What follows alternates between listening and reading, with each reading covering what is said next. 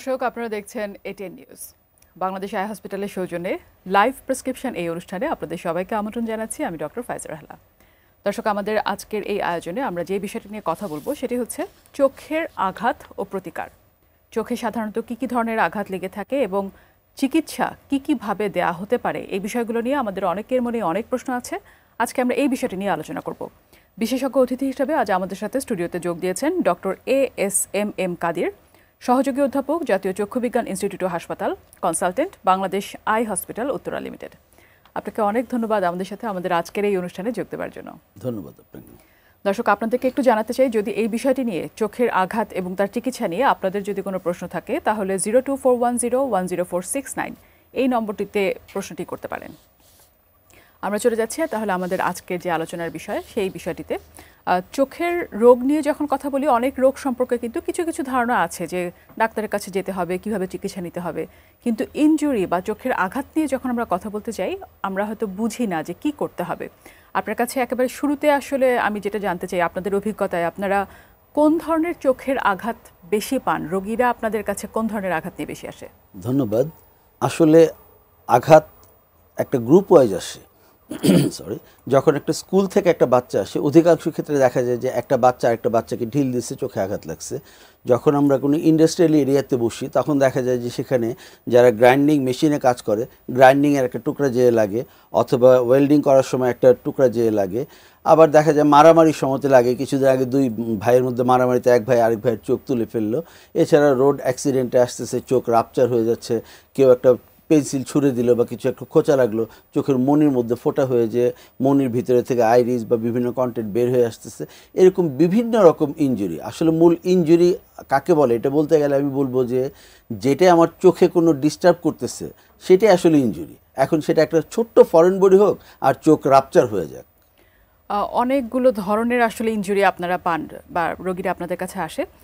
যখনই ইনজুরি হোক, সেটাই যেটা আপনি বলছেন যে একটা ছোট্ট ফরেন বডি হোক অথবা একটা বড় যে কোনো ধরনের আঘাত বা ইনজুরি হোক, সব থেকে প্রথমে ওই রোগী উনি কি করবেন? ইমিডিয়েটলি কিন্তু তখনই ডাক্তারের কাছে আসতেও একটা সময় লাগে, সাথে সাথে উনি কি করা উচিত? আসলে আঘাতের ধরন অনুযায়ী তাকে আঘাতে হবে। যদি একটা ফরেন বডি পড়ে, নিজেরা তো চেষ্টা করেই, কিন্তু অনেক সময় দেখা যায় যে চোখের আই লিডের নিচে একটা ছোট্ট ময়লা পড়ে থাকে, এটা ওরা দেখে না। অথবা এমন কোনো ফরেন বডি চোখের কর্নিয়ার মধ্যে এত ইম্প্যাক্টেড হয়ে থাকে যে এটা নর্মালি তোলা যায় না। অনেকে চেষ্টা করে একটু তুলা দিয়ে তুলতে বা কাপড় দিয়ে তুলতে, অনেককে দেখছি আবার একটু কাগজ চোখা করে এটা দিয়ে তোলার চেষ্টা করে, অনেকভাবেই চেষ্টা করে। কিন্তু সবচেয়ে বড় জিনিস হচ্ছে চোখের সেফটি, এবং এর জন্য উচিত যে কোনো একটা চোখের ডাক্তারের কাছে যাওয়া। এটা হলো মানে মাস্ট, যেতেই হবে এবং চোখটাকে সেফ করতে হবে।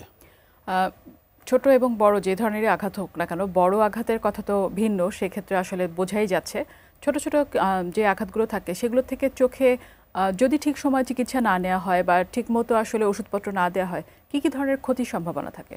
এখন এটা আসলে ডিপেন্ড করে আঘাতটা কেমন হয়েছে। যেমন ধরেন একটা ফার্মার, সে যখন কাজ করে তাদের অধিকাংশ ক্ষেত্রে আমরা পাই যে ধানের একটা খোঁচা লেগে যায়। প্রথম দিকে কিছুই বোঝে না, একটু খোঁচা লাগছে, কিন্তু কিছুদিন পরে খুব বড় একটা কর্নিয়াল আলসার নিয়ে আসে, যেটা আসলে খুবই খারাপ। অনেকে দেখা যায় যে হেঁটে যাওয়ার সময় বাঁশের পাতা বা এই ধরনের ভেজিটেবল দিয়ে চোখের মধ্যে একটা আঘাত লাগে। যে ভেজিটেবল ইঞ্জুরিগুলি আসলে যে কোনো আঘাতের চেয়ে প্রথম পর্যায়ে বোঝা না গেলেও পরে এটার ফেটটা খারাপ হয়ে যায়। আবার অনেক সময় দেখা যায় যে একটা ফোঁটা লেগে কর্নিয়াটা ফোঁটা হয়ে গেছে, এখন অনেকে বোঝে না যে ফোঁটা হয়ে গেছে, আচ্ছা একটু কেমন যেন লাগতেছে, আসে না, কিন্তু দেখা যায় এটা থেকে কর্নিয়াল আলসার হয়ে এন্ডোপথেলমাইটিসে চোখটা নষ্ট হয়ে যাচ্ছে। আর যদি চোখ রাপচার হয়ে যায় তাহলে তো সেলাই বাধ্যতামূলক সাথে সাথেই।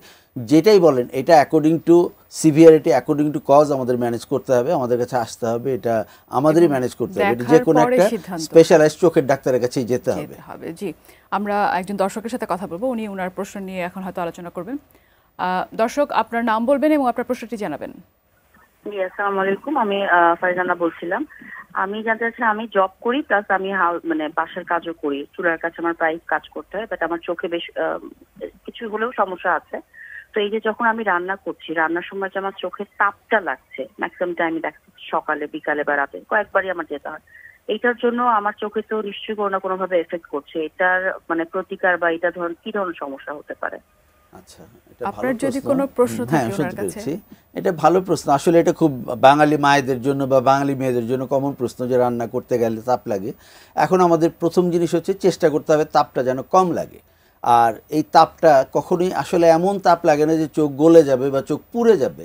আমাদের সাবধান থাকতে হবে, যখনই তাপ লাগবে একটু নর্মাল পানি দিয়ে চোখ ওয়াশ করবে, মাঝে মধ্যে একটু সেই হিট এরিয়া থেকে একটু দূরে যাবে আবার আসবে। এটাতে তেমন এক্সটেন্সিভ কোনো ক্ষতি হওয়ার সম্ভাবনা নেই। তবে কিছু কিছু ক্ষেত্রে আমরা পাই যে রান্না করতে যে তেলের ছিটা লাগে, গরম তেলের ছিটা লাগে। এবং গরম তেলের ছিটা লাগলে প্রথম কাজ হচ্ছে বেশি করে পানি দিয়ে চোখ ধোয়া।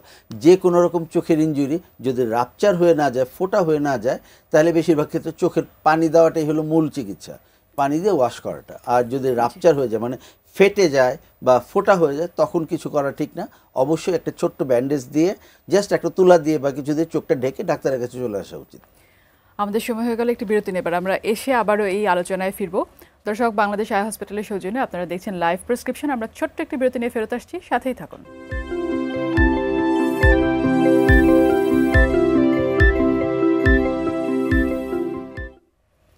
বাংলাদেশ আই হসপিটালের সৌজন্যে লাইভ প্রেসক্রিপশন এই অনুষ্ঠানে আরও একবার আপনাদের সবাইকে আমন্ত্রণ জানাচ্ছি। আমরা কথা বলছি চোখের আঘাত নিয়ে। বিরতিতে যাবার আগে আমরা চোখের আঘাত নিয়ে কথা বলছিলাম। আঘাতের কারণে চোখে ছানি পড়তে পারে কিনা এবং সেক্ষেত্রে ছানির চিকিৎসা অন্যান্য ছানির চিকিৎসার মতোই হয় কিনা, এ ব্যাপারে যদি একটু বলতেন। হ্যাঁ, ছানি তো আসলে একটা খুব কমন জিনিস। এখন সাধারণত আমরা সব মনে করি যে বয়স্ক লোকদেরই হয়, কিন্তু ছানি অনেক ক্ষেত্রে দেখা যায় জন্ম থেকেও ছানি নিয়ে আসে, আর বয়স হলে তো হয়ই। কিন্তু আঘাতের জন্য একটা ছানি পড়ে যখন আমাদের লেন্সটা, আল্লাহ প্রদত্ত লেন্সটা একটা ক্যাপসুলের মধ্যে থাকে। যখন সেই ক্যাপসুলটা ইনজিউর্ড হয়ে যায়, তখন দেখা যায় অনেক সময় চোখের ভিতরে ছানি পড়ে যায়। ছানির চিকিৎসা আসলে অপারেশন।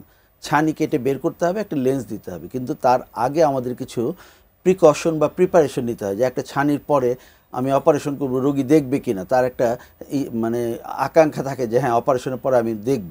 কাজে এটা আমাদের ভালো করে দেখতে হবে, আমাদের কিছু পরীক্ষা নিরীক্ষা করে দেখতে হয় যে তার আঘাতের জন্য রেটিনাটা ঠিক আছে কিনা, তার চোখের ভিতরে রক্তক্ষরণ হয়েছে কিনা, তার লেন্সটা যেই জায়গায় থাকার কথা ঠিক সেই জায়গাতে আছে কিনা, অপারেশনের পরে সে কতটুকু দেখবে, এক্সটার্নাল বা সারাউন্ডিং কোনো ইনজুরি আছে কিনা, অনেক কিছু দেখে তারপরে অপারেশন করতে হয়। এবং মূল জিনিস হচ্ছে আমরা ফ্যাকো প্রসেস হোক বা কেটে হোক, যেভাবে হোক আমরা ছানিটাকে বের করব, তার প্রপার একটা লেন্স, যে পাওয়ার লাগে সেই পাওয়ারের লেন্স দিব।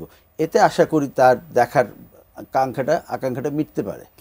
যেটা আপনি বলছেন যে ক্যাপসুলের আঘাত যদি তার আগে সামনের কোনো লেয়ারে কর্নিয়াতে কোনো ইনজুরি থেকে থাকে, সাথে সাথে হয়তো সেক্ষেত্রেও কি আসলে একইভাবেই চিকিৎসা দেওয়া হবে এবং উনি পরবর্তীতে দেখতে মূল পারবেন জিনিস কিনা? হচ্ছে আমার কর্নিয়ায় যদি আঘাত থাকে, আমার কর্নিয়া রিপেয়ার করতে হবে। অ্যাট দ্য সেম টাইম যদি দেখি আমি ক্যাটারেক্ট হয়ে গেছে, তাহলে আমার ক্যাটারেক্ট সরায় দিতে হবে। কখনো কখনো দেখা যায় কর্নিয়া এমন ল্যাসারেটেড থাকে যে ওই টাইমে হয়তো ছানির অপারেশনটা করা যায় না, তখন আমরা কর্নিয়াটাকে রিপেয়ার করে আই বলটাকে ফর্ম করি, তার কিছুদিন পরে হয়তো আমরা ছানির অপারেশন করি। কিন্তু মূল স্ট্রাকচার ঠিক রেখে তারপরেই আমাকে ছানির অপারেশনটা করতে হবে এবং তাহলে ওনার দেখার সম্ভাবনা আছে। আপনাকে অনেক ধন্যবাদ আমাদের এই অনুষ্ঠানে এসে আজকে এই কয়েকটি বিষয় নিয়ে আমাদের দর্শকদেরকে জানানোর জন্য। অনেক ধন্যবাদ। ধন্যবাদ। প্রিয় দর্শক, আপনারা বাংলাদেশ আই হসপিটালের সৌজন্যে দেখছিলেন লাইভ প্রেসক্রিপশন। আজ তাহলে এ পর্যন্তই। দেখা হবে সামনের সপ্তাহে, কথা হবে অন্য কোনো বিষয় নিয়ে। ভালো থাকুন, সুস্থ থাকুন এবং দেখতে থাকুন ATN news. Supported by Bangladesh eye hospital.